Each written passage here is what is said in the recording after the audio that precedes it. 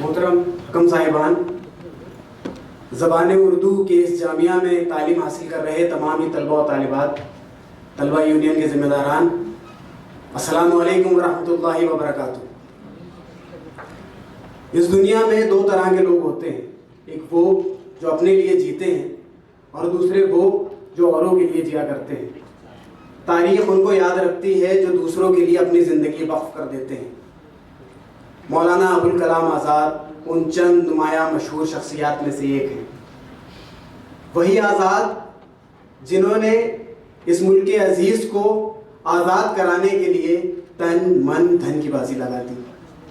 وہی آزاد جنہوں نے ہندو مسلم اتحاد کو مضبوط سے مضبوط تر بنانے کے لیے اپنی پوری قوت جھونک دی۔ وہی آزاد جنہوں نے IIT، IIM اور UGC کی بنیاد رکھی۔ وہی آزاد جنہوں نے 13 سال کی عمر میں الہلال نکال کر کے صحافت کو ایک نیا رخ دیا۔ وہی آزاد جو اس آزاد ہندوستان کے پہلے وزیر تعلیم بنے۔ وہی آزاد جن کی پرسوز تحریریں اور پرجوش تقریریں ہمیشہ انگریزوں کو کھٹکتی رہتی تھیں۔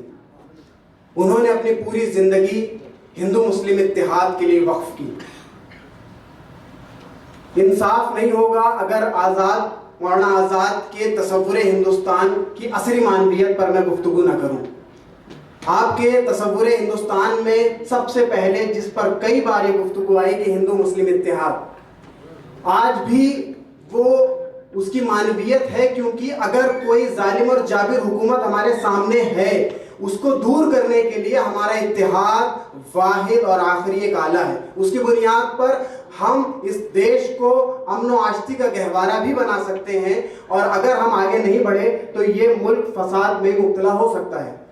دوسری چیز مولانا ابوالکلام آزاد نے تعلیم نسواں کے تعلق سے کہی تھی، وہ یہ کہ جس طریقے سے مسلم قوم میں پردے کا رواج ہے جو کہ اہم ہے، ضروری ہے، اسی کے ساتھ ساتھ عصری تعلیم اور دینی تعلیم اور اعلیٰ تعلیم اگر ان تک نہیں پہنچے گی تو ہماری بچیاں اور بیٹیاں زمانے میں قدم سے قدم ملا کر کے نہیں چل سکیں گی، اور یہ ہمارے لیے بہت ہی گھاٹے کا سودا ہوگا۔